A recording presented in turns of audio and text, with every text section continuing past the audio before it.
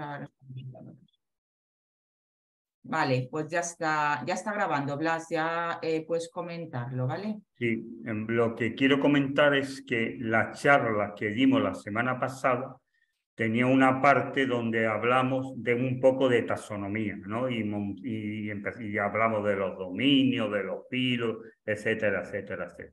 Bueno, pues todos esos nombres que pusimos ya se quedaban antiguos porque acabamos de hacer una revisión y en estos últimos meses se han cambiado todos los nombres que tenían anteriormente. Si ya no hablamos de dominio, ahora hablamos de superreino, el Firmicute ahora se llama Basillota y así los 25, que yo puse 25 filos, aunque a veces hemos encontrado hasta 40 y tantos más en una misma persona. Pero los que yo puse, todos menos uno o dos, han cambiado de nombre. Ya se llaman de diferentes formas. Hay una raíz que es común, pero después le añade cosas nuevas que, bueno, pues que incluso a veces ni te suenan ya como eran antes. Pero bueno, yo voy a hacer las modificaciones correspondientes, lo volveré a grabar esas diapositivas que cambian y montaré un nuevo vídeo y os lo mando para que lo pongáis, bueno, donde ustedes lo pongáis para que lo vean los que están en este curso. Y eso sí es un tema que hay que intentar recordar, porque los nombres, hombre, nunca te vas a acordar de todas las bacterias que hay a nivel intestinal, eso es imposible. Pero por lo menos hay una serie de nombres que hay que ir aprendiendo.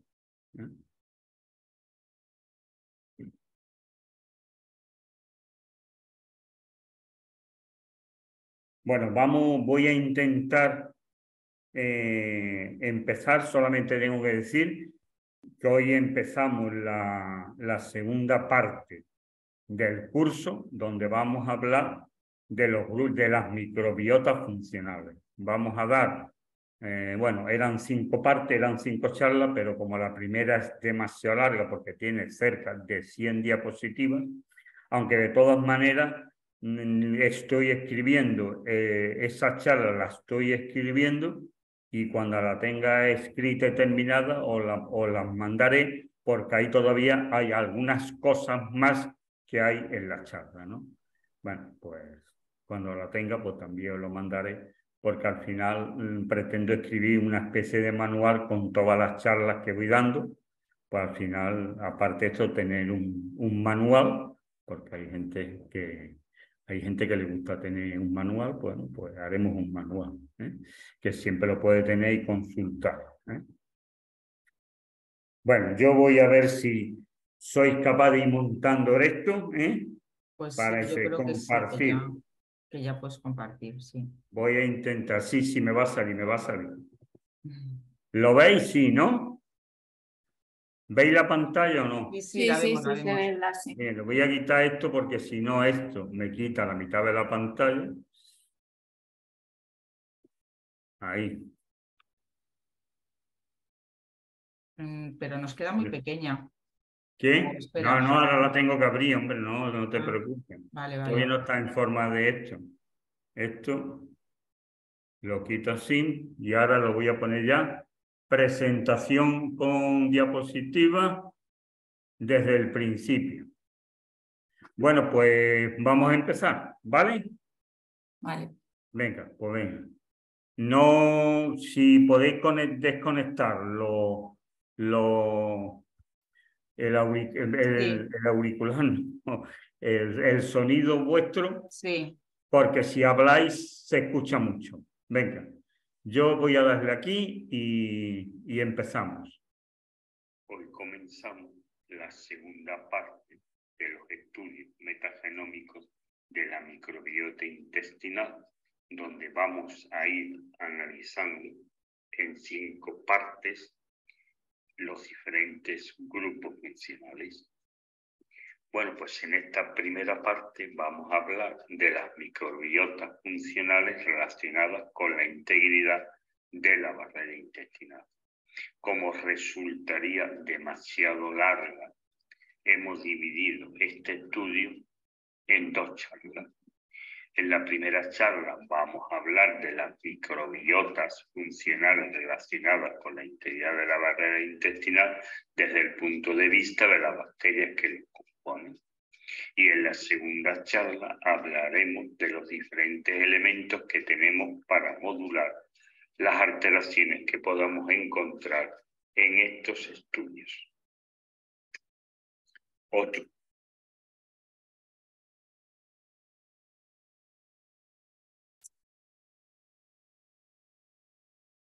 En esta diapositiva recogemos los grupos funcionales que vamos a ir estudiando a lo largo de este curso.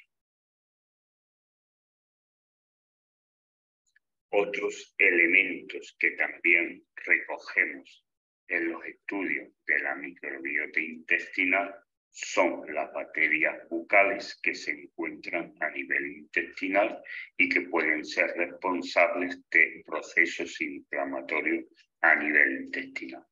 También recogemos un apartado de patógenos donde tenemos bacterias patógenas presentes en la muestra fecal y cepas patógenas de Escherichia coli presentes también en la muestra fecal analizada. También tenemos un apartado para el estudio de los hongos, de los parásitos y de los virus. En esta diapositiva hemos puesto otros grupos pendientes de incluir en nuestros estudios de la microbiota intestinal. Y así tenemos microbiotas relacionadas con otros neurotransmisores como pueden ser noradrenalina, dopamina y fenilamina. Otras microbiotas productoras de aminobiógenas, microbiota oncológica y otras microbiotas funcionales que vayamos definiendo.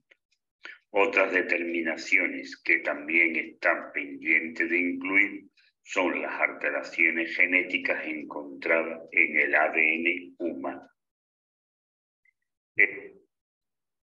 Bueno.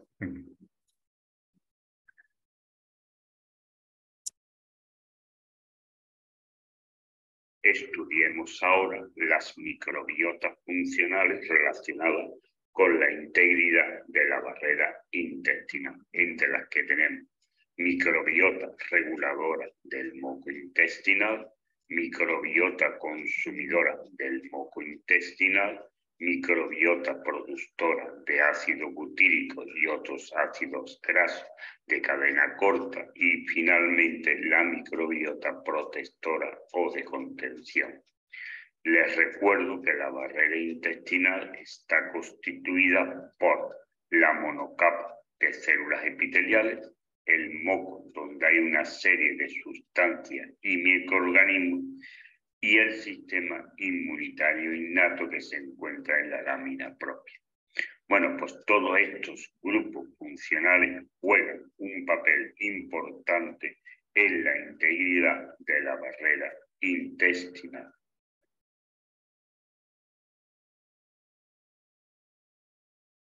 Estudiemos ahora las microbiotas funcionales relacionadas con la integridad de la barrera intestinal. Antes de entrar en el estudio de estos grupos funcionales, es interesante introducir el concepto de permeabilidad intestinal, fisiológica y patológica.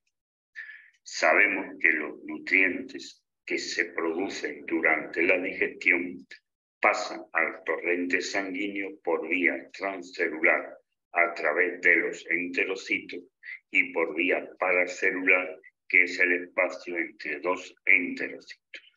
En la zona apical e inmediatamente por debajo de las microvellosidades intestinales hay unas formaciones proteicas llamadas uniones estrechas, cuya finalidad es regular lo que puede y no puede entrar a través de los espacios paracelulares.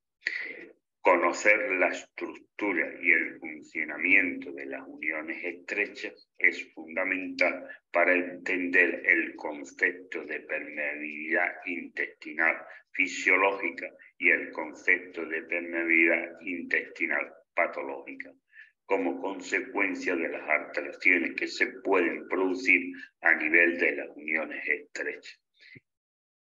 Es importante conocer que las células epiteliales no están soldadas, están unidas por unas formaciones proteicas que se encuentran en los espacios paracelulares y que penetran en el citoplasma de las células. Estas impiden el paso de moléculas de más de 50 angstroms.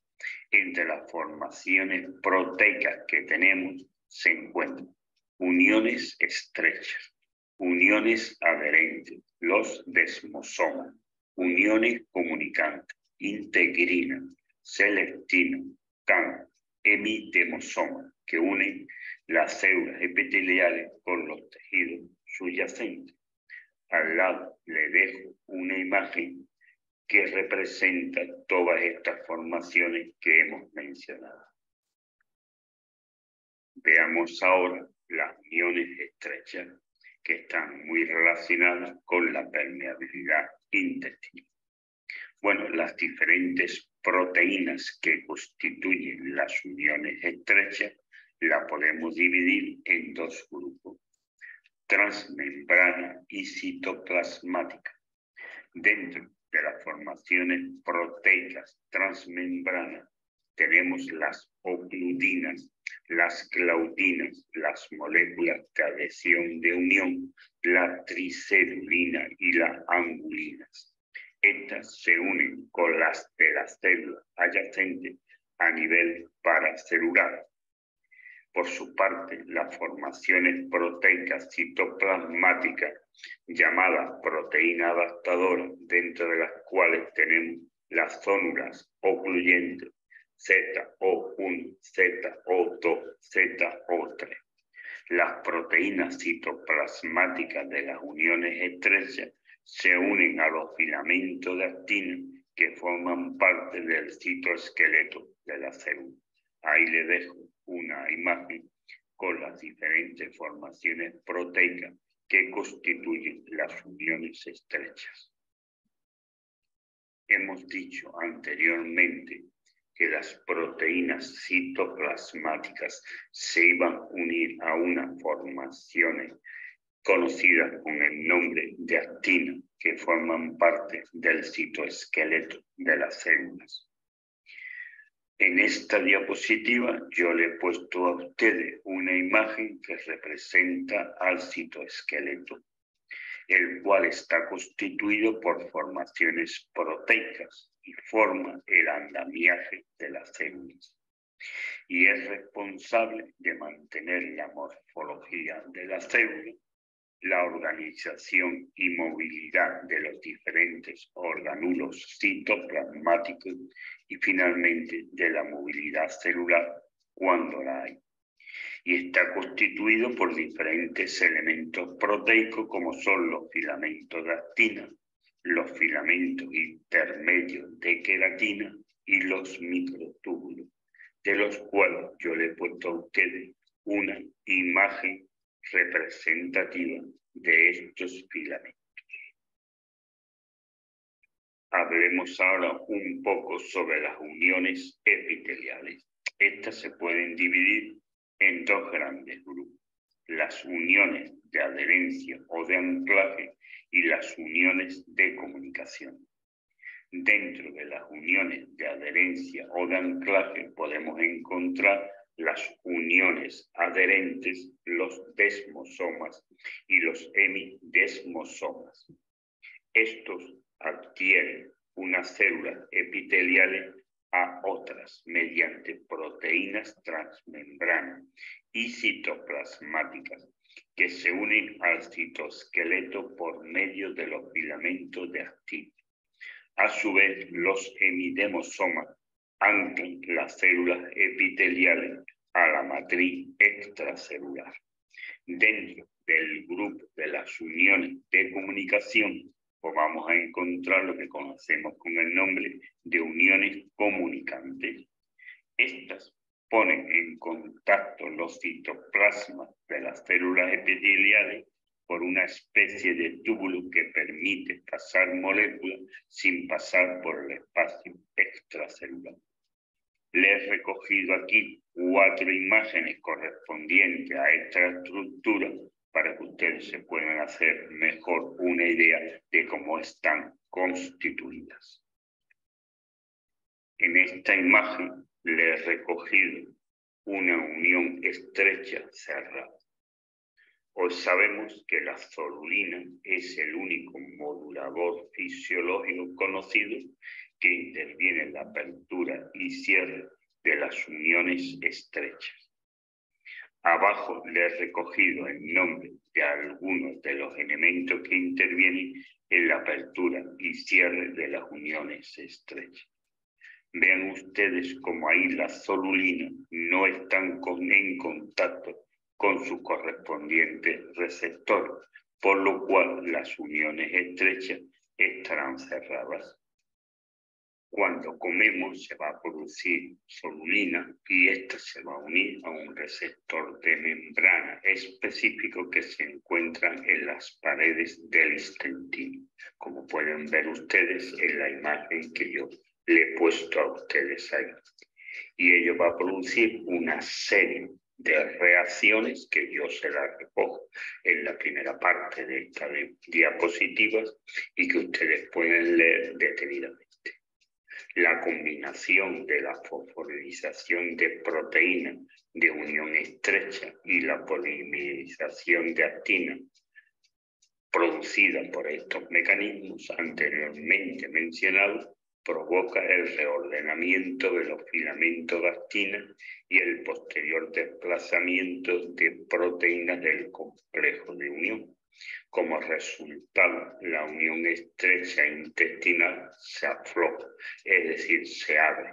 Una vez que finaliza la señalización de la zonulina, las uniones estrechas reanudan su estado estacionario de referencia, es decir, se cierran, como ustedes podrán ver en la figura que yo les voy a poner a continuación. Cuando dejamos de comer, la zonulina se separa de sus receptores y vemos cómo otra vez las uniones estrechas vuelven a cerrarse y quedarse en su estado natural. Analicemos ahora el concepto de intestino roto o agujereado. Diferentes procesos pueden dar lugar a un deterioro de las uniones estrechas, con un aumento de la zonulina intestinal. Esto va a producir una apertura permanente de las uniones estrechas por deterioros de estas. Y esto se conoce con el nombre de síndrome de intestino roto o permeable. Y esto va a producir el paso continuo del contenido intestinal a los capilares sanguíneos. En la imagen de al lado vemos cómo los alimentos sin digerir los microorganismos y muchas toxinas están pasando de una manera continua a los capilares sanguíneos a través de las uniones estrechas que permanecen abiertas. Y ello va a producir una serie de reacciones inflamatorias, inmunológicas, autoinmunitarias e incluso la aparición de cánceres de diferentes índoles. Como ya hemos dicho, cuando las uniones estrechas se alteran, se va a producir un intestino roto o permeable. Y esto va a producir que haya un paso continuo del contenido intestinal a los capilares sanguíneos. Y ello va a llevar dos hechos fundamentales: un aumento de la carga tóxica hepática y un aumento de la carga antigénica. Y ello determina un incremento de la actividad detoxificadora hepática y un incremento de la actividad del sistema inmune. Y ello va a producir alteraciones de los procesos de detoxificación hepática y alteraciones del sistema inmunitario innato y específico, dependiendo en parte del contexto biótico de cada paciente. Hoy sabemos que el aumento de la zululina puede ser un biomarcador de enfermedades autoinmunitarias, enfermedades del sistema nervioso y de cánceres, como vamos a ver ahora en la siguiente diapositiva. En esta diapositiva le he recogido cómo el aumento de la carga tóxica hepática mantenido en el tiempo puede producir una sobrecarga hepática, una hepatotoxicidad, una esteatosis hepática no alcohólica, una fibrosis hepática, una cirrosis hepática, y la etapa final sería incluso la producción de un cáncer hepático. Bueno, pues ahí le dejo algunas imágenes. Y además le he puesto un medicamento que se llama Metaboc, que pueden ustedes utilizar en caso de esteatosis hepática no alcohólica. En esta imagen he recogido una serie de enfermedades, como son enfermedades autoinmunes, algunos cánceres y enfermedades del sistema nervioso. Toda esta relación de enfermedades está tomada del profesor Alessio Fasano. Como ustedes pueden comprender fácilmente, que el aumento de permeabilidad intestinal puede producir muy graves consecuencias. Hechas las consideraciones anteriores, pasemos ahora a las microbiotas funcionales relacionadas con la integridad de la barrera intestinal. Y como ya mencionamos, está constituido por la microbiota reguladora de moco intestinal, la microbiota consumidora del moco intestinal, la microbiota productora de ácido butírico y otros ácidos grasos de cadena corta y la microbiota protectora o de contención. Antes de entrar en el estudio de la microbiota reguladora de moco, donde el género Arkelmansia tiene un papel importante, es necesario estudiar las alteraciones que ha sufrido este género. Hasta hace poco, solamente hablábamos de la Arkelmansia municifila y de la Arkelmansia glicanifila, pero hoy se han incorporado nuevas especies, como tenemos la Arkelmansia biwaensis, la Candidatus arkelmansia intestinavium y la Candidatus arkelmansia intestini gallinal, y un grupo de Arkelmansia aún sin clasificar, por lo cual se piensa que en los próximos meses o años se irá introduciendo nuevas especies dentro del género Arkelmansia. El término Candidatus, que en español significa candidato, en taxonomía procariota, es un término formal que se coloca antes del género y la especie de una bacteria que no puede mantenerse en una colección de cultivo bacteriológico. El estatus de Candidatus puede usarse cuando una especie o género está bien caracterizado, pero es incultivable. Pasemos ahora al estudio de la microbiota reguladora del moco intestinal. Las bacterias reguladoras del moco pertenecientes al género Arkelmansia y al filo Verrucomicrobia son bacterias gram negativas, anaerobias, y suelen representar entre un 2 y un 5%, o, según otros autores, entre 1 y un 4% del total de las bacterias que habitan a nivel intestinal. Viven en la capa externa del moco. Hasta ahora se hablaba de dos especies, la Arkelmansia municifila y la Arkelmansia glicanifila, pero recientemente, como hemos visto en la diapositiva anterior, se han incorporado nuevas especies. Aquí casi todo lo que vamos a hablar se refiere principalmente a la Arkelmansia municifila, ya que de las otras arquealmancias aún existen pocos estudios sobre los efectos que pueden llevar a nivel intestinal. Bueno, pues la arquealmancia municifila degrada el moco porque tiene genes que codifican enzimas mucolíticas llamadas glicosilhidrolasas, el cual es su sustrato energético, produciendo oligosacáridos y ácidos grasos de cadena corta, como acético y propiónico. Estas sustancias podrían servir como fuente de energía para el crecimiento de otras bacterias beneficiosas, como podría ser el Fecalibacterium plasmodium, promoviendo así su expansión y obtener efectos metabólicos positivos en el huevo, ya que una parte de los ácidos grasos son absorbidos pasando al torrente sanguíneo.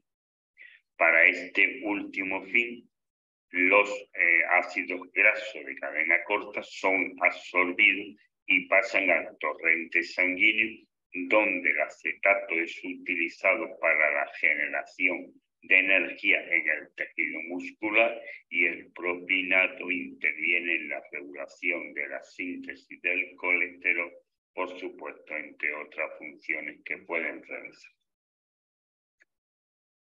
Pero además la arquealmancia estimula la producción del moco intestinal para mantener su grosor y lo hace a través de las células caliciformes o de globé. Estas se encuentran en la capa epitelial de la mucosa, entre los enterocitos o los colonocitos. Son células uniglandulares, secretoras y nerocrinas. En el interior de las células de globé, como se puede ver en la segunda imagen, existen unas vacuolas llenas de una sustancia llamada mucinógeno. Cuando este es expulsado al exterior, como se ve en la primera figura, se mezcla con el agua, aumentando su grosor y formando la capa de moco. Este está formado principalmente por mucinas, que son glicoproteínas de alto peso molecular, que constituyen el componente principal del recubrimiento mucoso, que protege la superficie de los tejidos epiteliales, siendo mucho la más importante. Pero es que además el moco tiene un efecto lubrificante y recubre la mucosa intestinal, actuando como barrera física contra toxinas, antígenos alimentarios y microorganismos luminales, impidiendo una respuesta inmune inadecuada y además protege de la acción mecánica de las heces. En el moco se distinguen dos capas, una externa llamada capa agitada y una interna llamada glicocálice. La capa externa contiene una serie de sustancias beneficiosas producidas por células epiteliales especializadas y por células de la lámina propia. En esta capa externa anidan las bacterias comensales. Bueno, pues en esta capa, en primer lugar, vamos a tener que las células plasmáticas de la lámina propia producen inmunoglobulinas A secretora y también la IgM secretora, aunque en menor cantidad. También nos vamos a encontrar con las células de Panet, que son células epiteliales especializadas que producen lisocinas, defensina y fosfolipasa A2 secretora. Pueden fagocitar a bacterias y protozoos. Y las bacterias comensales que se encuentran en esta capa externa impiden que lo hagan las bacterias patógenas y ayudan en los procesos de digestión y absorción de nutrientes por las enzimas que producen.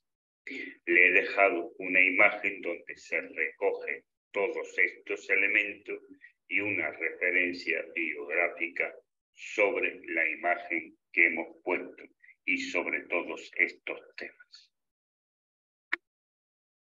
Hoy sabemos por estudios publicados que este MOC, que está constituido principalmente por la mucina tipo 2, actúa como una barrera física, sobre todo a nivel del intestino grueso, donde es mucho más compacto. Pero a nivel del intestino delgado, donde el moco es más poroso, envía órdenes antiinflamatorias a las células dendríticas. Estas se encuentran a nivel de la lámina propia, debajo de la capa epitelial, y cuyas ramificaciones citoplasmáticas pueden penetrar a través de los espacios paracelulares sin alterar su funcionamiento. Pertenecen al sistema inmunitario innato y estas órdenes estimulan a las células dendríticas para que sinteticen citocinas antiinflamatorias que impedirían una respuesta inmune perjudicial. Ahí le dejo dos figuras donde pueden ver ustedes todo este entramado que yo le he explicado en esta diapositiva. Abajo una referencia bibliográfica sobre este tema. Pero aquí no acaba las funciones de la Akkermansia. Sintetiza varias sustancias llamadas endocannabinoides intestinales que controlan la inflamación, la secreción de enterohormonas y la permeabilidad intestinal. Y entre ellos tenemos el 2-AG, que reduce la endotoxemia metabólica y la inflamación sistémica. El 2-PG potencia los efectos antiinflamatorios de 2-AG. El 2-OG estimula la liberación de péptidos intestinales como el péptido 1, similar al glucagón GLP-1, y el péptido 2, similar al glucagón GPL2, de las células L intestinales. Estos péptidos están implicados en el control de la homeostasis de la glucosa y la función de barrera intestinal respectivamente. Bueno, ahí le dejo una referencia bibliográfica. Pero la Akkermansia también va a tener un papel inmunoregulatorio. A nivel de la membrana externa de la Akkermansia municipila hay unas proteínas parecidas al pili de la membrana externa, que tienen un papel en la modulación de las respuestas inmunitarias. Y recientemente se ha identificado una de estas proteínas de la membrana externa que se le ha llamado AMUC1100. Este estudio demostró que la proteína de la membrana externa está involucrada en la regulación inmune y en el aumento de la resistencia transepitelial. En esta diapositiva recojo un pequeño recuadro donde están las principales funciones que pueden llevar a cabo la Akkermansia municipal. Y también les dejo una nueva referencia bibliográfica.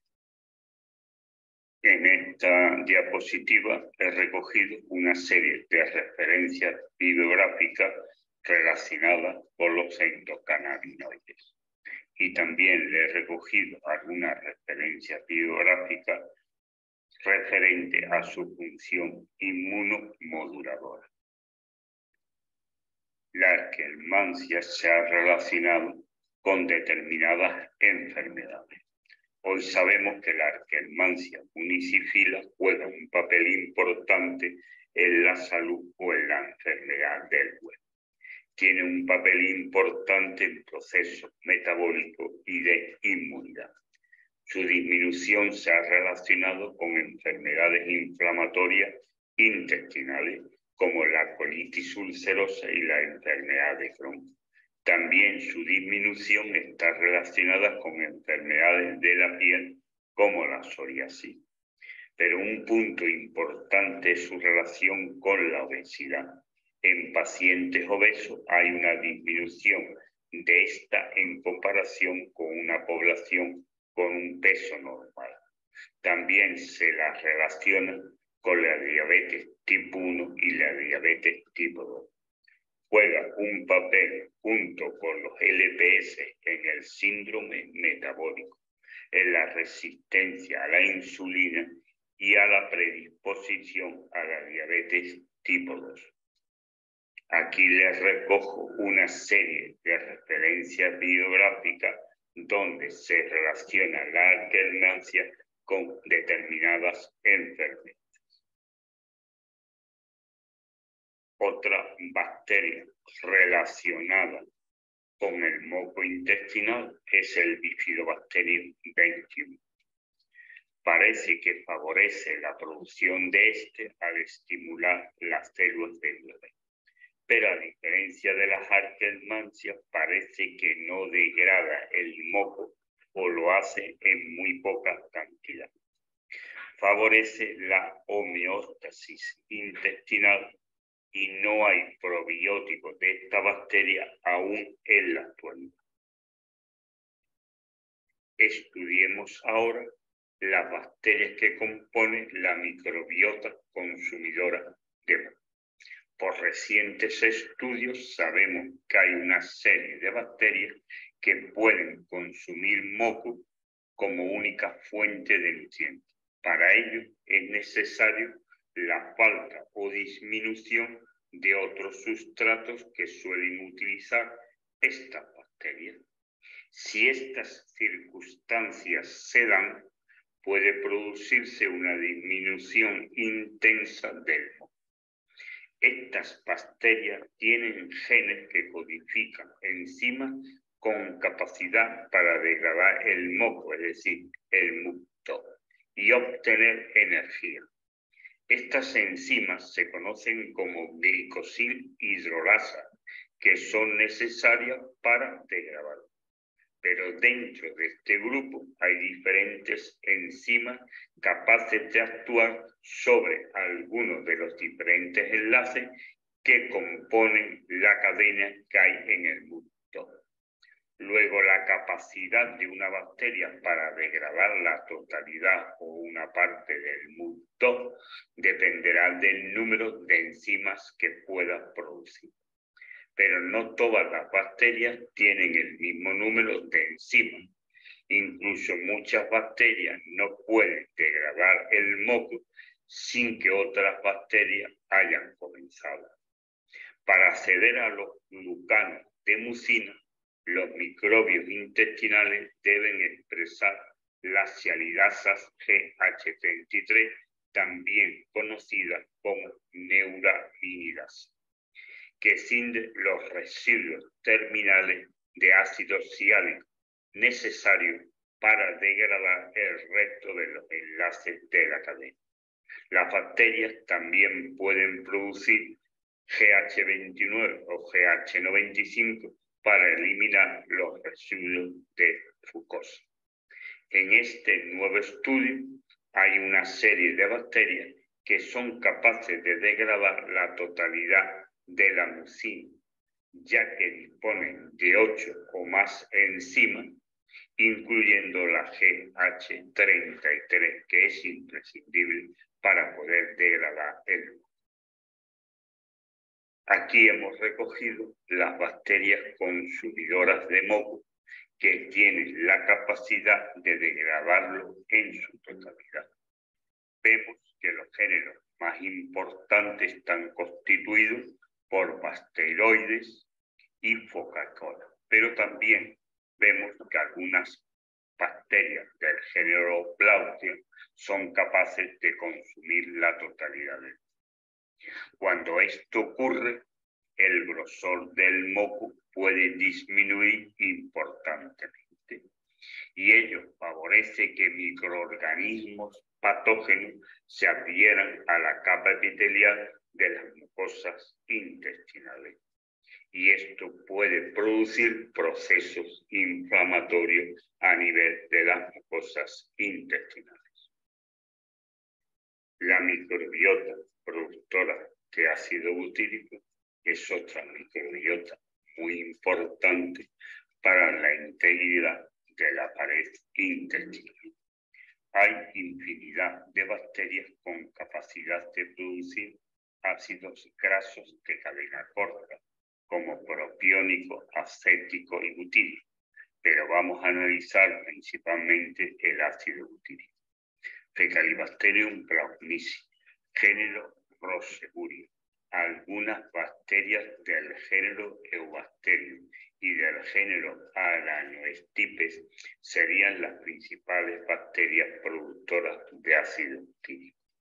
Y el ácido butírico va a llevar a cabo una serie de funciones, entre las cuales tenemos ser el principal sustrato energético de los colonocitos, ser un potente antiinflamatorio por diferentes rutas a nivel de la mucosa colónica, efecto anticancerígeno a nivel del epitelio colónico, contribuye a disminuir el pH intestinal y contribuye al mantenimiento de la homeostasis intestinal.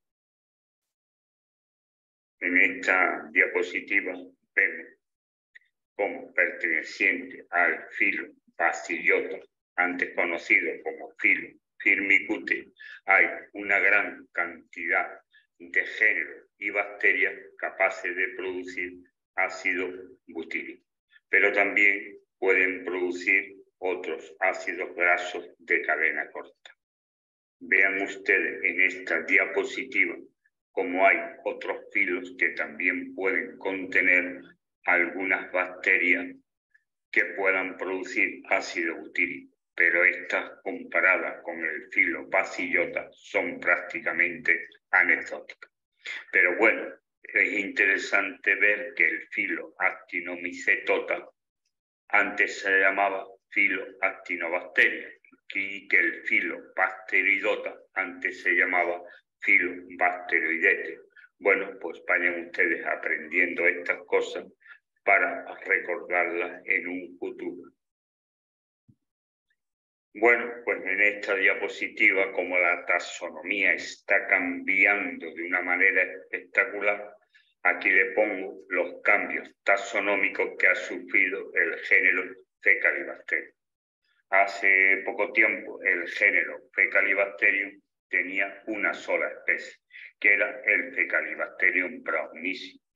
Con el tiempo se fueron distinguiendo o encontrando algunas subespecies pertenecientes al Fecalibacterium prausnici. Pero vean ustedes que el Fecalibacterium prausnici ha cambiado. Antes tenía 3 subespecies y ahora tiene 4 subespecies. Pero además, una de las antiguas se ha convertido en un nuevo género, como es el Fecalibacterium prausnici A265, ha pasado a llamarse ahora Fecalibacterium duncanii. Bueno, ahí les dejo la clasificación actual del género Fecalibacterium. Como ustedes pueden ver, no tiene nada que ver con lo que hablamos no hace muchos años. Analicemos ahora de una manera más detenida cada una de las principales funciones del ácido butírico. Y empecemos por decir que el ácido butírico es el principal sustrato energético de los colonocitos. El ácido butírico, sin disociar, es soluble en lípidos y en este caso se absorbe por difusión pasiva o por intercambio con el bicarbonato. Pero como el ácido butírico es un ácido débil, al estar el pH del colon entre 5,7 y 6,7, suele estar en forma iónica, por lo cual no puede ser absorbido por los mecanismos anteriores. Cuando está en forma iónica, el butirato atraviesa la membrana mediante transportadores de membrana como el MTC1, transportador de monocarbocilato, o SMTC1, transportador de monocarbocilato acoplado a sodio. Cuando el ácido butírico entra en los colonocitos, la mayor parte es utilizado para la obtención de energía y solo una pequeña parte pasa al torrente sanguíneo, pudiendo tener una acción antiinflamatoria sistémica. En la imagen pues vemos los transportadores principales que llevan a cabo la absorción del ácido butírico. Se ha reportado disminución en la abundancia de transportadores del butírico en tejidos humanos con cáncer de colon, y además existe correlación positiva entre la actividad del SMCT1. Veamos cómo se lleva a cabo la diferenciación y maduración de los colonocitos. Los colonocitos proliferan a partir de las células madres que se encuentran en las cristas del Ibercúm, junto a las células de Paneth. Los colonocitos formados van a sufrir un proceso de maduración antes de alcanzar la capa epitelial. Para el proceso de diferenciación y de maduración, los colonocitos necesitan ácido butírico. Si falta la proliferación será menor y además llegarán inmaduros a la capa epitelial, quedando esta totalmente alterada. Esto favorece la aparición de un aumento de la permeabilidad intestinal por deterioro de las uniones estrechas. Otra de las acciones principales del ácido butírico es su acción antiinflamatoria. Con ello impide la formación de procesos inflamatorios a nivel del epitelio de las mucosas intestinales. Y esto lo puede llevar por diferentes caminos. Uno, mediante la inhibición de la activación del factor de transcripción NF-κB, que corresponde al factor nuclear kappa beta. El aumento de los receptores activados por proliferadores peroxisomales. Y por último, mediante la inhibición del interferón gamma. Aquí le dejo algunas referencias bibliográficas sobre estos temas. El ácido butírico puede llevar a cabo una acción antiinflamatoria por otro camino. Los GPR109A son receptores de niacina acoplados a proteína G que se encuentran en los colonocitos. Cuando el butirato está en una alta concentración, puede unirse a estos receptores, produciéndose dos vías de actuación. Una, disminución de los procesos antiinflamatorios, y dos, inhibición del cáncer de colon. Bueno, además le dejo algunas referencias biográficas sobre este tema. El ácido butírico también tiene una acción anticancerígena sobre mucosa cólnica. Las enzimas desacetilasa de histona extraen de la histona proteínas que se encuentran en los cromosomas una pequeña molécula que se llama grupo activo. Esto cambia el modo en que las histonas se unen al ADN y puede afectar su actividad. El butirato inhibe a las enzimas desacetilasa de histonas, que resultan en un aumento de la acetilación de histona, que sostiene la apertura de la cromatina y la transcripción génica. Butirato induce y reprime la expresión de diferentes genes que en conjunto favorecen un programa normal de diferenciación del epitelio intestinal. Este mecanismo de regulación epigenética impide la proliferación celular descontrolada e induce apoptosis, con la consecuente exfoliación de los colonocitos de la luz intestinal. Bueno, ahí le he puesto una imagen con algunos de estos mecanismos. Pero además contribuyen a disminuir el pH intestinal y ello va a producir una serie de beneficios. Inhiben el crecimiento de bacterias patógenas y cándidas.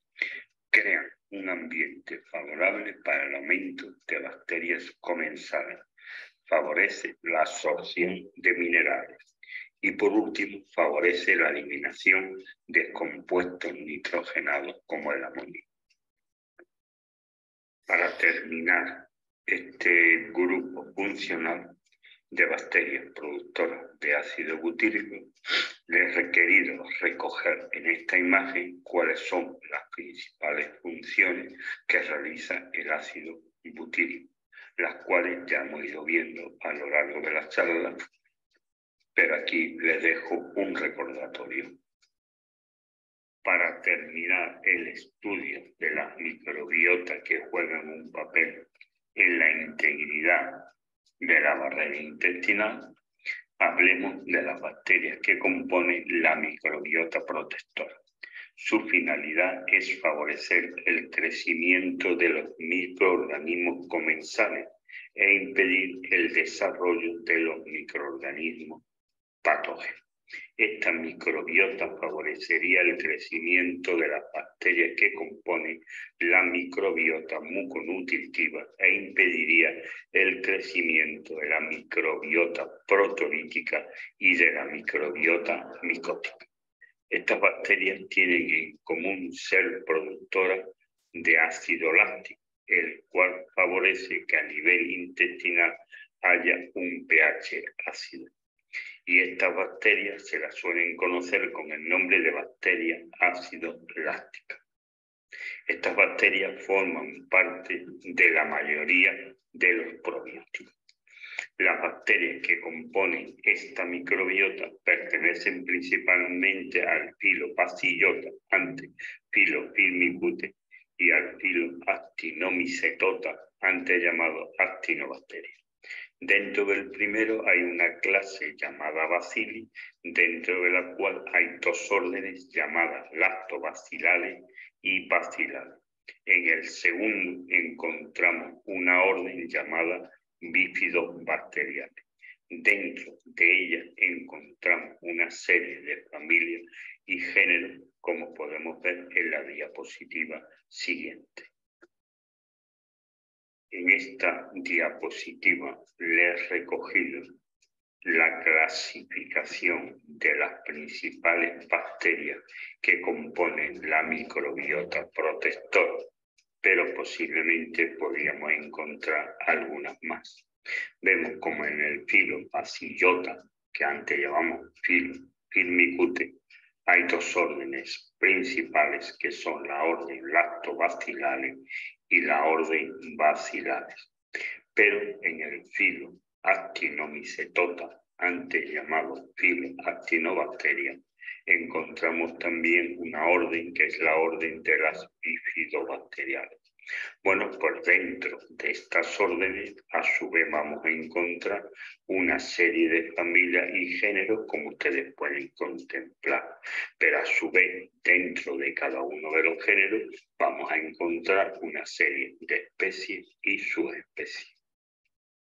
La microbiota protectora pues, va a llevar a cabo una serie de funciones, entre las que tenemos las bacterias pertenecientes a esta microbiota producen sustancias beneficiosas para el huésped, como son los ácidos grasos de cadena corta, acético y propiónico, vitamina K, vitamina del grupo B, ácido ascórbico, antioxidante, y además aportan algo de energía. Colonizan la capa externa del moco, formando una barrera que impiden que las bacterias patógenas lo puedan colonizar. Si su número disminuye, quedan huecos libres que pueden ser ocupados por bacterias y hongos patógenos, pero además lleva una función competitiva por los alimentos con las bacterias patógenas. Mediante esta acción competitiva también controlan el número de bacterias patógenas que se pueden encontrar a nivel intestinal. Pero una función muy importante de todas estas bacterias es que pueden producir una serie de sustancias llamadas bacteriocinas que tienen propiedades antibióticas. Bueno, pues estas sustancias yo les he recogido aquí una lista de algunas de ellas y la bacteria que lo produce. Bueno, pues muchas gracias por su atención. Con esto damos por finalizada la charla de hoy.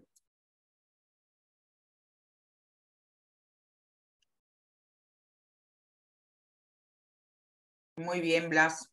Espérate que a ver si puedo quitar esto de aquí un momentillo y entro con ustedes.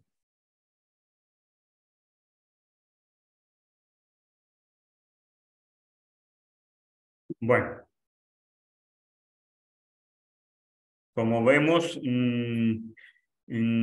hay que estudiar bastante para saber lo que pueden hacer las determinadas bacterias que conforman las microbiotas que hemos estudiado hoy, porque son imprescindibles que se encuentren dentro de la normalidad para no tener un aumento de permeabilidad intestinal.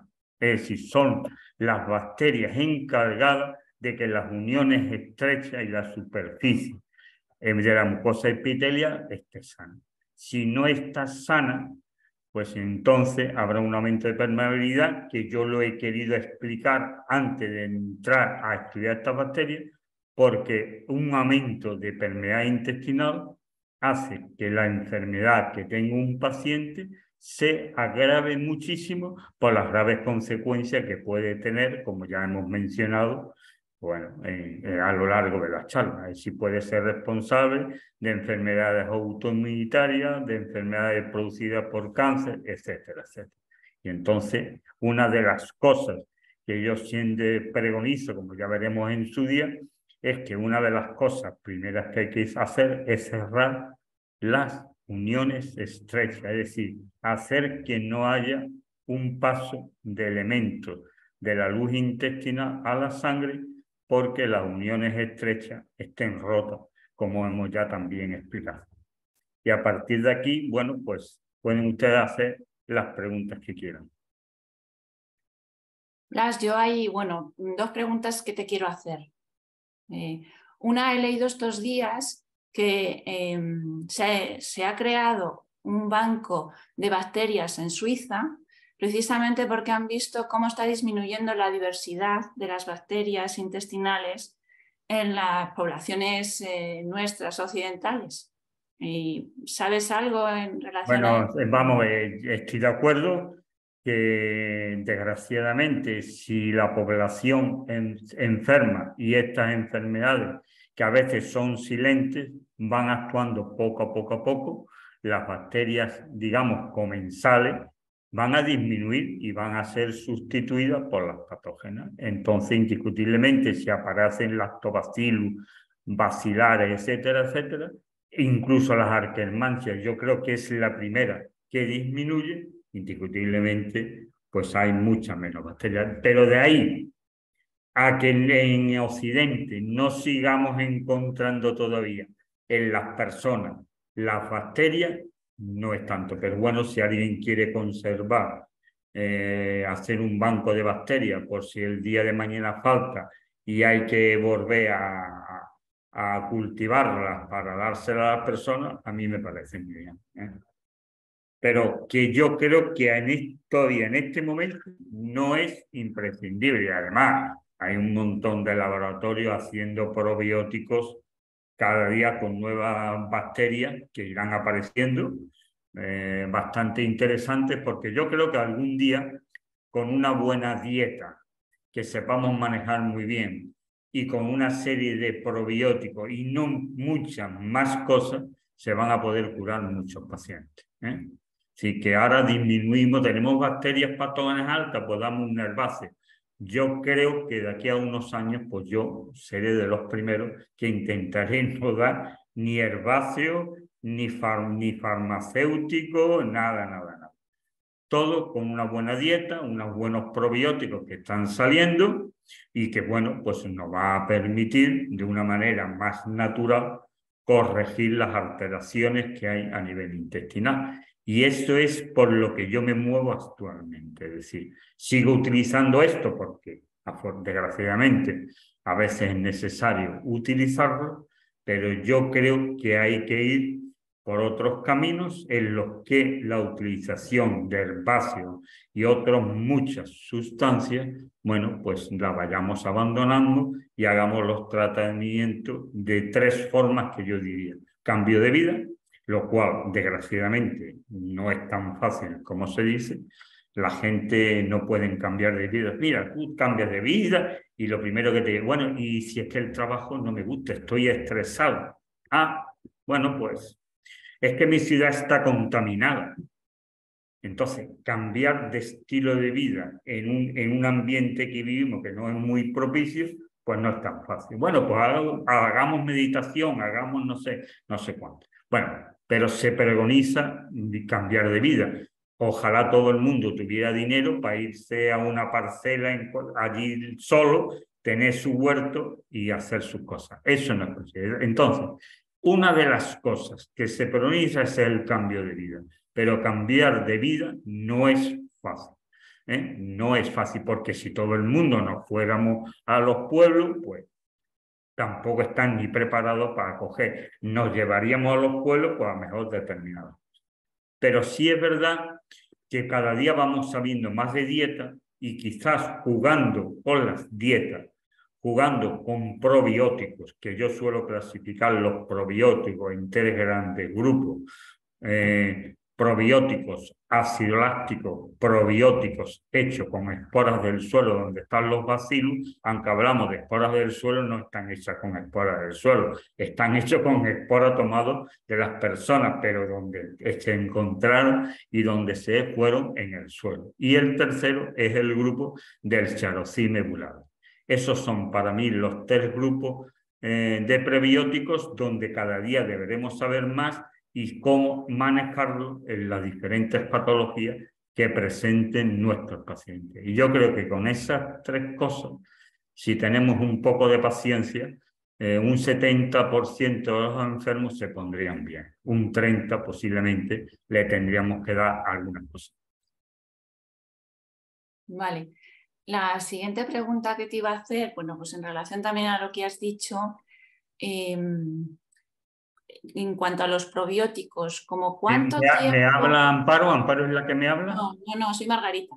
Ah, Margarita, que bueno, pues decir vuestro nombre y así ya yo... Ay, perdón. Aunque no están todas las caras, pero bueno. Que en cuanto a los probióticos, lo que estabas comentando, pues ¿cuánto tiempo se lo mantendrías a una persona para que luego, digamos, por sí solo se mantenga sano? No, es una pregunta muy difícil de contestar. Es decir, vamos a ver. Pues eso te lo hago a ti. No, sí, yo ya lo digo. Vamos a ver. ¿Por qué enfermamos? Enfermamos en parte por el entorno donde vivimos. Yo creo que muchos que están aquí con las enfermedades que tienen ustedes, el entorno es criminal. Yo te curo, pero ¿y el entorno? ¿Te va a volver a producir tu enfermedad?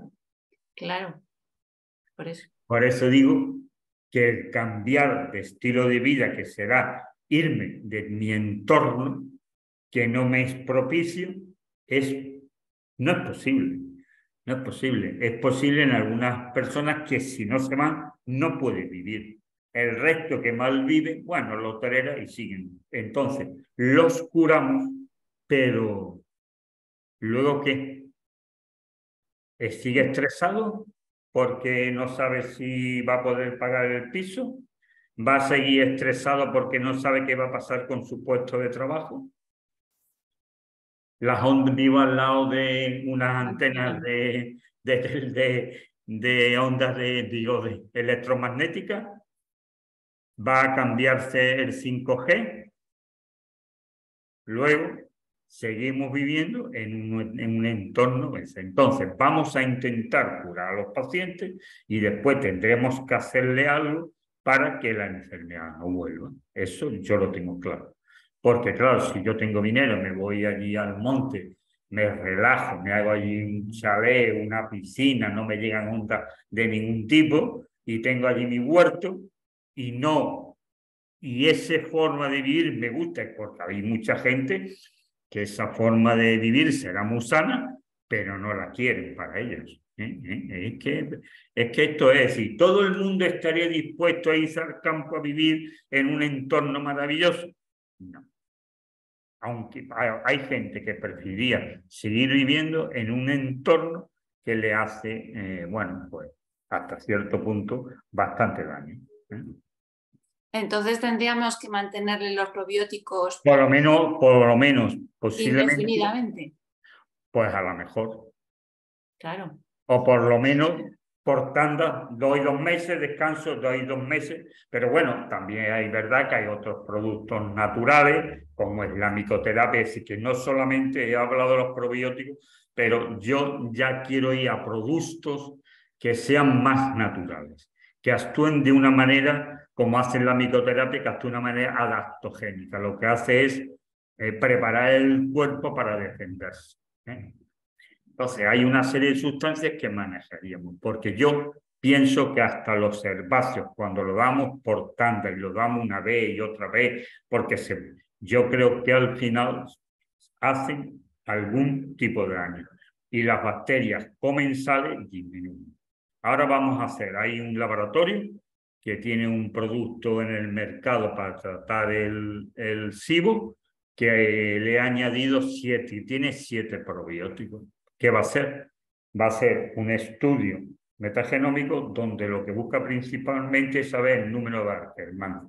Va a dar el medicamento, X tiempo según el protocolo que tiene, y después a las 3 o 4 semanas volverá a hacer un estudio para ver las Akkermansias. Y iremos viendo si estos herbáceos que utilizamos, a los cuales nos parecen maravillosos, pues a veces vamos a ver si disminuyo yo a determinadas bacterias comensales y sobre todo la Akkermansia, porque es que la Akkermansia es fundamental.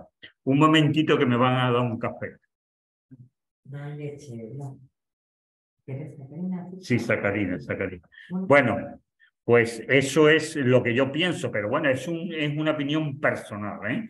Es una opinión personal, no, ustedes pueden hablar a lo mejor con otras personas y no le parece que yo tenga, mi opinión sea la más adecuada, pero yo creo que hay que ir por ese camino. No será fácil, ¿eh? Yo no digo que sea fácil, pero a mí me gusta. Me llamo Javier. Sí. Javier Mateos. Se oye un poco mal. Sí. A ver. Bueno, la pregunta es: ¿qué se puede dar para la permeabilidad intestinal? Bueno, en la próxima charla vamos a ver todas estas cosas. Y por eso he dicho que esta charla tenía una primera parte donde vamos a hablar de las bacterias que nos ayudan a mantener la integridad de la barrera intestinal, de la barrera intestinal o pared intestinal. Y mañana, bueno, en la próxima semana vamos a hablar de dietas y de todos los elementos que podemos tener para que esta permeabilidad se cierre. Vamos a ver, sí que vamos a esperar, pero si tú te quieres decir quercetina, glutamina, micoterapia, hay infinidad de cosas dependiendo del tipo de patología que tenga el paciente. No es lo mismo tratar un proceso inflamatorio inespecífico por tomar un día una serie de corticoides o unos antibióticos que tratar una microbiota que tiene una enfermedad de Crohn. No es lo mismo, ¿eh? Los dos pueden tener aumento de la permeabilidad, pero no es lo mismo. Yo prefiero tratar posiblemente un proceso inflamatorio crónico inespecífico que un Crohn o una colitis ulcerosa. Aunque sí es verdad que cuando tratamos un Crohn, a pesar de lo que dicen muchos digestivos, se consigue que los intervalos de actividad del Crohn se separen en el tiempo enormemente. A pesar de que muchos dicen que la dieta no sirve para nada. Bueno, yo no tengo esa opinión. Yo soy médico de medicina tradicional, que yo he sido toda mi vida urólogo y he practicado la medicina tradicional de toda la vida. Bueno, lo que pasa es que yo sigo siendo, como siempre digo, médico de medicina tradicional con la mentalidad abierta a todas las terapias que me parecen lógicas para tratar a los pacientes. No me gusta ponerme etiqueta, aquí ninguna etiqueta. Médico con mentalidad abierta. Abierto. Porque es que si no parece que me estoy poniendo una etiqueta y si no trato con esta etiqueta, no curo a los pacientes. No, los pacientes se pueden curar de muchas maneras. No es, yo lo curo de esta manera, busca porque es la mejor. No, no es la mejor. Hay muchas maneras de tratar a los pacientes. Entonces yo prefiero estar abierto a todo, con mentalidad abierta, analizo, algunas me convencerán, otras no me convencerán, las que me convenzan y además vengan apoyadas por ciertos estudios serios, yo las incorporo a mi terapia, aunque pueda parecer a otros médicos un disparate. Entonces cada uno tiene una mentalidad diferente y esa es mi mentalidad. De todas maneras, la semana que viene tendremos unas 50 diapositivas sobre estas cosas y es interesante porque han aparecido una serie de probióticos nuevos que nos pueden ayudar mucho a cerrar las uniones estrechas. Porque para cerrar las uniones estrechas hay una serie de cosas, pero si yo no aumento las arquemansias, no aumento las bacterias productoras de butirato, no disminuye las que se comen el moco y no tengo una buena cantidad de bacterias protectoras, no me voy a curar. No me voy a curar. Por muchas glutaminas que dé, por mucha quercetina que dé. Es decir, lo primero que hay que hacer es encaminarse a todo. Después sí es verdad que yo sé que hay una serie de eso que van a actuar van a favorecer la producción de determinadas proteínas que hacen que las uniones estrechas se reparen y se cierren.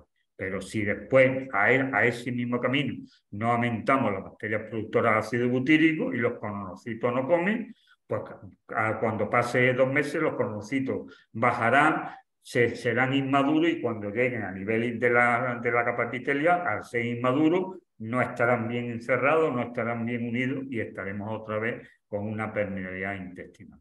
Entonces, por consiguiente, lo primero, reponer las bacterias que forman parte de las microbiotas que ayudan a mantener la barrera intestinal íntegra.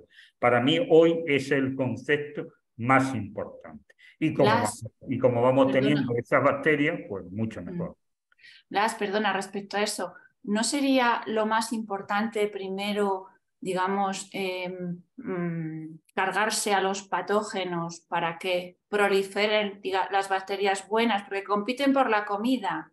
Entonces, si tú te cargas a los malos, van a proliferar los buenos, ya por sentido común. Sí, vamos a ver, cuando yo explico la tercera parte de este curso, hablamos de todos los recursos. Y entonces, antes de empezar a hablar de los recursos, yo siempre me hago 3 preguntas. ¿Y ahora qué hago? ¿Por dónde comienzo y qué utilizo? Eso. Estas son las 3 preguntas que yo me hago antes de meterme de lleno en la fitoterapia, en la micoterapia, aromaterapia, entomoterapia, lo que sea. Primero me hago en esas 3 preguntas. Pero con el tiempo y a medida que yo voy evolucionando, no sé por qué me voy convirtiendo más viejo y entonces ya me gusta menos la agresividad, pues esos conceptos en mi mente, aunque los sigo manteniendo, pienso que podríamos hacerlo de otra manera. Yo siempre digo que para empezar hay que hacer 4 cosas. 4 cosas. Si yo disminuyo las bacterias patógenas, todas las sustancias tóxicas que se están produciendo, los LPS y todas estas cosas, no me van a estropear mi mucosa intestinal, van a pasar la sangre, me van a producir un proceso sistémico, me van a llegar a nivel del sistema nervioso central y me va a producir una neuroinflamación. Claro que lo primero que tengo que hacer es disminuir todas las sustancias tóxicas que está produciendo mi organismo. ¿Y ahí qué utilizo? Los tengo que estar. Ahora, ¿cómo los mato? Pues quizás con el base. A lo mejor dentro de un año ya no los quiero matar con el base. Los quiero matar con otras cosas diferentes, ¿no? Pero la idea es matar. Primer punto. ¿Por qué? Pero además, cuando hago esta primera etapa, siempre pretendo que me prepare el terreno para una segunda etapa, porque yo nunca tapo la microbiota intestinal, no trato. Si tiene 20 alteraciones, no trato con un solo tratamiento todo. Yo suelo tratar por etapas. Un punto muy importante que, pues lo que te he dicho, el segundo punto, a medida que voy matando los patógenos, quiero reconstruir digamos, el cierre de las uniones estrechas para que no haya un aumento de permeabilidad. Porque un aumento de permeabilidad te agrava enormemente tus procesos. Yo creo que los pacientes que se van poco a poco poniendo muy mal es porque el aumento de la permeabilidad intestinal los hace. Si yo consigo disminuir bacterias patógenas y cerrando las uniones estrechas, el paciente tiene dos factores muy importantes que yo se los estoy quitando. Y un tercer factor muy importante, que yo considero muy importante, es estimular el sistema inmunitario. Si no tenemos un sistema inmunitario potente, cualquier bichito que venga por ahí raro te va a volver loco. Y no hay nadie de los enfermos con estas patologías que tenga un sistema inmunitario perfecto. Y el cuarto punto para mí es empezar desde el primer momento a eliminar sustancias tóxicas como metales pesados y muchísimas cosas que se acumulan en los. Esas son para mí las 4 etapas que yo intento poner desde el principio. Es decir, disminuir bacterias, mejorar todas las bacterias que intervienen en las uniones estrechas. 3, estimular mi sistema inmunitario con sustancias adaptogénicas, como sería la micoterapia. Y cuarto, cosa importante que he dicho antes, era quitar sustancias tóxicas. Irradiaciones. Bueno, quitamos sustancias tóxicas, ¿no? Si tú no tienes un sistema inmunitario, si yo tengo un sistema inmunitario potente, bueno, ya hemos dicho antes que es que muchas veces se me olvida que lo ideal se empieza con dieta y cambiando estilo de vida. Eso está. Pero una vez que tenemos esos 2 puntos, estos serían los otros 4 puntos, ¿no? Importantes. Porque si no tiene un buen sistema inmunitario, no cierra, no acaba con el aumento de permeabilidad intestinal y no reduce la bacteria patógena, no te curas. Y a veces no curamos a todos los pacientes. El que diga que él coge y ha curado a todos los pacientes que se han sentado delante suyo, bueno, pues lo puede decir, yo no me lo creo. Cierto, cierto. Y no habría ningún enfermo de SQM ya en España. Claro, es que eso es así. Ojalá. Es que eso es así, es que si curamos a todos, no. Lo que vamos a intentar, y yo lo digo sinceramente, que los pacientes de sensibilidad química múltiple, si va con hipersensibilidad electromagnética es más difícil, es reconstruir todo la cabeza. Es decir, si tú no consigues poner el sistema nervioso central como el de una persona que no tiene síntomas ante los olores y estas cosas, no curamos a los pacientes de ese tipo. Los podrá mantener crónicos, pero no los curamos. ¿Cómo los curamos? Cuando su cabeza vuelva a ser como la mía, con todos los procesos desde que respiramos hasta que llega aquí, todo lo tenemos que reconstruir. Así que hay que volver a coger todas las bacterias, ordenarlas todas las comunicaciones que hay entre unas y otras neuronas, readaptarlas a las condiciones normales, porque tú cuando hueles procesas el olor de diferente manera que yo lo proceso. ¿Y por qué lo procesa distinto? Porque tú no haces correctamente ese proceso.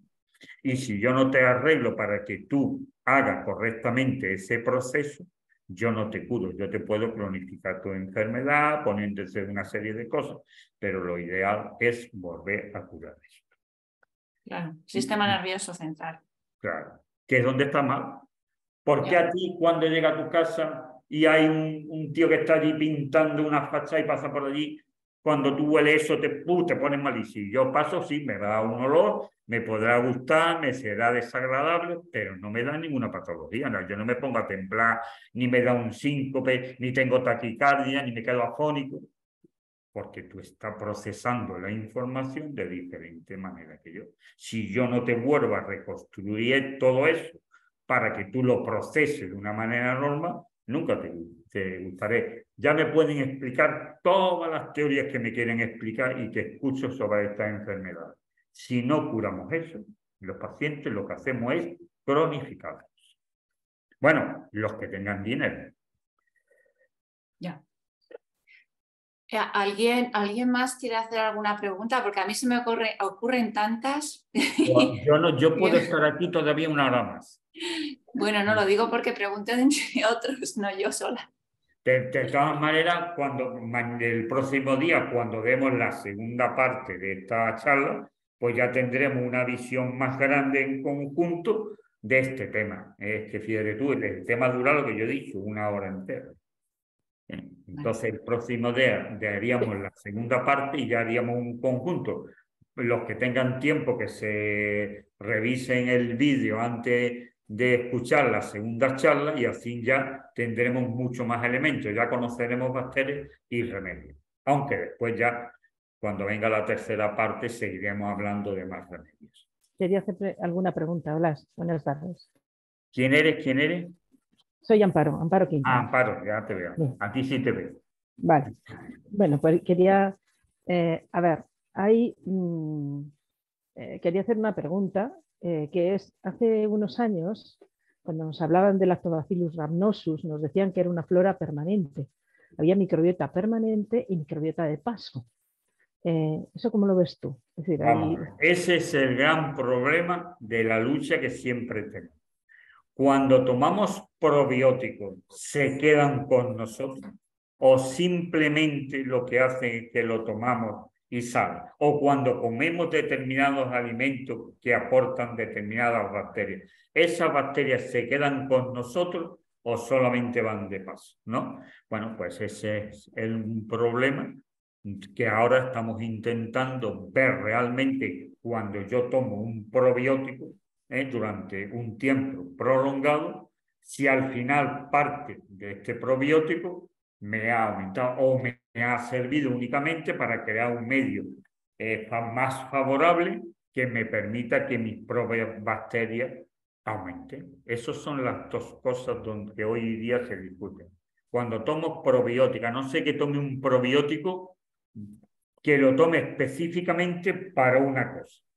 Estamos hablando de probióticos generales que yo lo doy para reponer mi flora, no para hacer una cosa diferente. Yo puedo utilizar un probiótico específico para intentar matar, yo qué sé, al Helicobacter pylori. Estamos hablando cuando yo doy probióticos para ver si los que me faltan, con todos los que doy, se me queda alguno. O simplemente están conmigo 3 o 4 semanas, sueltan una serie de sustancias, porque el tiempo que esté con nosotros van a dar una serie de sustancias y de cosas beneficiosas, si eso me sirve para que mi propia microbiota crezca y aumente. O algunas de estas bacterias van quedándose con nosotros. Pues habrá que empezar a hacer estudios, a gastarse dinero y investigar.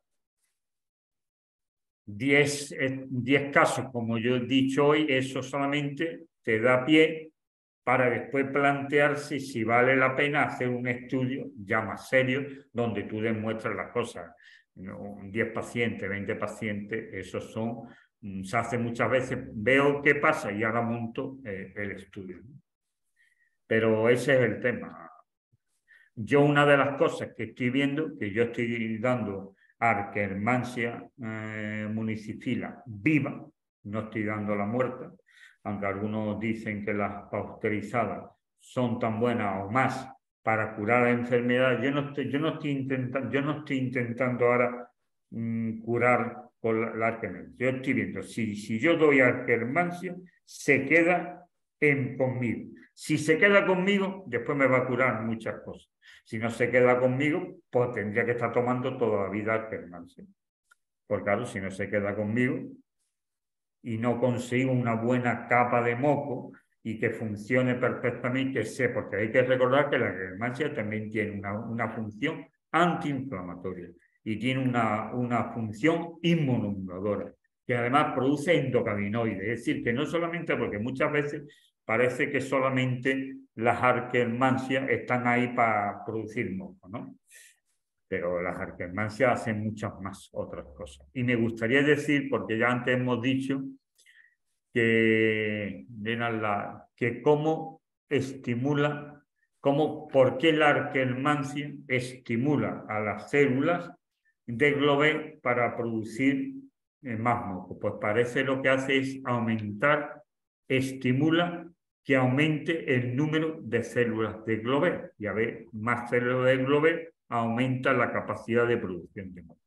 Eso sería uno de los mecanismos que se dice que es el camino como las Arquermansias, bueno, pues estimulan a las células de Globé para producir más moco. Porque hay que recordar que la Arquermansia se está comiendo continuamente el moco, luego la capacidad de producir tiene que ser muy superior a lo que ella come, porque entonces ella misma acabaría con el moco. Vale. Eso es una cosa que no está todavía perfectamente definida. Si las bacterias se quedan, si los probióticos que damos se quedan con nosotros o están con nosotros un tiempo, 3, 4 semanas y al final terminan saliendo. Yo sí te puedo decir que los bacillus de espora, cuando damos megasporobiotic, se quedan con nosotros unos 21 días. A los 21 días sanos. Es decir, por eso hay que estar dando continuo el megasporobiotic, hay que mantenerlo mucho tiempo porque no se queda contigo. Está contigo y hace unos efectos muy beneficiosos cuando tú lo estás tomando, pero no se queda contigo. Ese ya está comprobado y además el fabricante te lo dice claramente, no se queda contigo.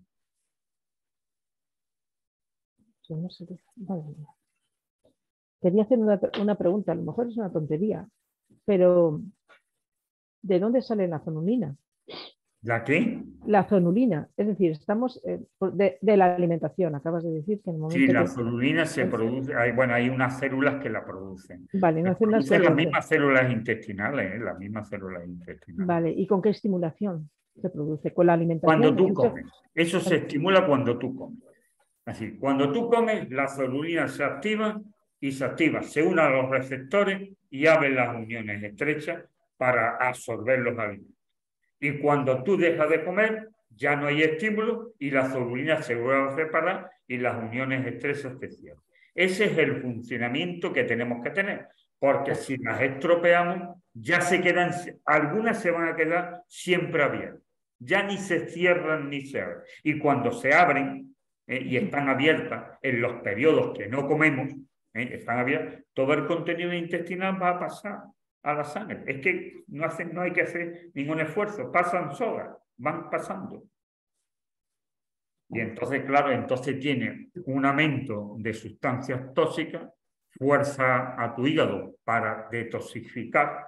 Si la detoxificación sobrepasa la capacidad del riñón, del hígado, empieza a tener problemas. Si la capacidad, pero es que cuando comemos, pues la mayoría de los alimentos, si pasan sin digerir, sobre todo las proteínas, son antigénicas. Producen una reacción del sistema inmunitario.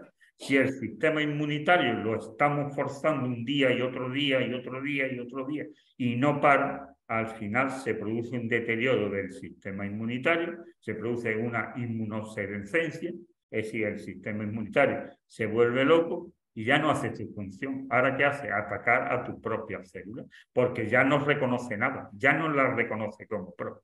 Porque una de las cosas principales del sistema inmunitario es saber lo que no tiene que atacar y lo que tiene que atacar. Cuando no funciona correctamente, ataca a tus propias células y empiezan a aparecer enfermedades autoinmunes. Por eso he dicho que el cerrar el aumento de permeabilidad hay que intentar hacerlo desde el primer momento. Blas, otra cosa a ver, que me parece importante. La gente que tiene hipoclorhidria, lógicamente pierde esa barrera de defensa que supone el ácido clorhídrico, con lo cual pues entran todo tipo de el ácido clorhídrico hasta ahora pensábamos que lo que hace es que cuando llegan las bacterias, el estómago tiene un pH muy ácido y las bacterias se mueren. Así que el ácido clorhídrico, ahora, si tú no tienes ácido clorhídrico, las bacterias pasarían más fácilmente porque no había un medio que las matara. Tú ten en cuenta que hay dos cosas que matan las bacterias que entran con los alimentos. La primera barrera es el ácido clorhídrico, es decir, tener un estómago con un pH muy ácido. Pero es que además cuando ya pasan el estómago, las que se pasan, allí llegan una serie de sustancias, la bilis, los enzimas pancreáticos, y eso también mata a las bacterias. Serían dos sistemas que deben funcionar para disminuir las bacterias que podemos comer con los alimentos, porque van a entrar seguro todas las que tú quieras, ¿eh? Y no todas siempre buenas. Eso serían dos cosas. Por eso muchas veces, algunas veces le damos a los enfermos betaína con ácido clorhídrico, etcétera. Vale. Bueno, no sé si alguien más quiere hacer alguna pregunta o ya cerramos. De todas maneras, yo os aconsejo que reviséis las charlas, por lo menos el día anterior a la que vamos a dar, porque esos son dos charlas que deberían ir unidas, y bueno, pues recordarlas, y ahora cuando ya la veamos en su totalidad, pues pueden surgir, ahora ahí ya pueden surgir muchas preguntas, y además puede haber controversia, porque no todo el mundo siempre tiene que estar de acuerdo con lo que yo diga, porque yo tampoco tengo la verdad absoluta. Y el que diga que tiene la verdad absoluta, bueno, pues... Sí. Bueno, Blas, la última pregunta. Que ya he dicho que yo tenía muchas preguntas. Mira, ¿merece la pena hacer una determinación de zonulina? Vamos a ver. Si tú no tienes Akkermann, no tienes bacterias productoras de ácido butírico, no tienes una buena cantidad de bacterias protectoras, y encima tiene un aumento de las bacterias que se consumen el moco. Ahora, si tú lo tienes todo ahí en el límite, o también puedes decir, tomo solulina, pongo tratamiento y pido solulina para ver si esto baja, y lo puedes tener como control. Pero incluso aunque no te dieras solulina, porque hay pacientes con solulina normal que cuando se le han hecho biopsias tienen procesos inflamatorios inespecíficos importantes. Bueno, pues yo siempre intentaría aumentar las bacterias que contribuyen a mantener la barrera intestinal sana. Pero la solulina te puede servir como marcador de la evolución de tu permeabilidad intestinal. La puedes pedir y cuando pase 3, 4, 5 meses de un tratamiento la pides para ver si disminuye. Si no disminuye más, la permeabilidad intestinal no la estás tratando. Vale, pero eso sería más bien en casos que tengas dudas, ¿no? Porque si lo tienes claro, no merece la pena. No, porque mira, hay una cosa muy clara. Si tú le pones un tratamiento y tu paciente se le empieza a quitar los síntomas y a comer más cosas, es porque algo está arreglando. Si no, no se quitan los síntomas ni se comen más cosas. Vale. Eso está más claro que el agua. Es imposible. Ahora, si tú dices, pongo mi tratamiento, el paciente se le están quitando los síntomas, ya duerme mejor, tiene menos estrés, ya no está tan hinchado, ya no tiene tantos eructos, hace las heces con una forma y va al bate diariamente, ya no tiene diarrea, ¿no? Y encima el enfermo empieza a tolerar mucho más alimentos, lo que está claro es que están mejorando. Y si encima la cabeza le funciona correctamente, se le quita la pérdida de memoria, la falta de concentración, etcétera, etcétera, el enfermo te está evolucionando favorablemente. Porque si una persona tiene muchos síntomas cognitivos, es decir, le pérdida de memoria, falta de concentración, etcétera, etcétera, etcétera, y tú le pones un tratamiento y estas cosas empiezan a desaparecer, algo también estamos haciendo a nivel cerebral. Entonces, muchas veces la misma clínica, porque vamos a ver, vamos a ser sensatos. A mí me gustaría pedirle a los enfermos 1000 cosas, pero ¿quién tiene dinero para hacerse 1000 cosas? Es que dice, es que yo quiero pedir, yo pediría muchas cosas y estaría todo el día pidiendo cosas. Pero ¿cómo se paga? ¿Cómo se paga? Claro, es muy fácil decir, yo voy a hacer metabolitos en orina, yo voy a hacer metales pesados en el pelo, yo voy a hacer un estudio genético completo, yo voy a hacer... ¿Y quién lo paga? Claro, por eso lo preguntaba. Claro, es que tú tienes dos formas. Haces una sola cosa y después juegas como jugábamos los médicos antiguamente, con un buen historial clínico. Porque esto está perdido. Ya no se hace una historia. ¿Cómo se hace una historia a un paciente que está en consulta 5 minutos? Le hago una historia, lo exploro y le pongo tratamiento. Hace así y le mando una serie de pruebas y ya te quitaste el enfermo. Vale. Entonces, ese es el problema. ¿Qué hago que el paciente tenga dinero para hacer? Ahora te toca un paciente que no tiene problema económico porque gana todos los meses 15 o 20.000 euros, ¿eh? O yo soy secretario de Estado que gano no sé cuántos miles de euros al mes, no me importa hacer lo que el médico me quiera hacer. Pero tú tienes un enfermo que muchas veces no trabaja, que otras veces lo que tiene son 1.200 euros para vivir y ahí tiene que darle de comer a sus hijos y pagar una hipoteca. Y ahora dile tú que se gaste en una prueba que vale, si tú le pides todo lo que me gustaría pedir, el enfermo necesita 2.000 o 3.000 euros en el bolsillo para empezar nada más que hacerse cosas. Entonces se le pide una analítica general y después ya lo que más te guste. Y ahí empieza a trabajar. Porque si alguien me dice que todo el mundo tiene... Yo ahora mismo, como jubilado, no podría hacer todo lo que me pidieran. Yo no tendría dinero. Claro. Entonces, es que muchas veces hay que pedir, pero vamos a ver, sí, hay que pedir, ya lo sé, pero ¿quién paga? Porque yo tengo muchos enfermos que muchas veces no vuelven o se mantienen mucho siempre porque no tienen dinero. Y yo no puedo. Pero por eso hay que saber qué es los tratamientos sí cuestan. Claro. Lo ideal sería que esto estuviera en la seguridad social, pero es que la seguridad social tiene que absorber dos cosas. Al enfermo con nuevos tratamientos. Por lo cual hay que meter nuevos medicamentos. Hoy os puedo decir que en Málaga un tipo de insulina especial no hay en toda Málaga. Es decir, si eres insulínico y te la tienes que comprar, no la hay. Málaga está agotado a lo que estamos llegando en España, a que nos falten medicamentos. Están faltando más que insulina, más cosas. Sí, porque yo tengo aquí uno que es diabético, aquí pero un eso compañero es diabético y se pincha una insulina que es mejor porque hay dos tipos de insulina, esta que te pincha, y ya está buscando y se bla, y ahora ¿qué hago? Digo, no, chicos, yo qué sé, yo espero que esto se resuelva en 2 días.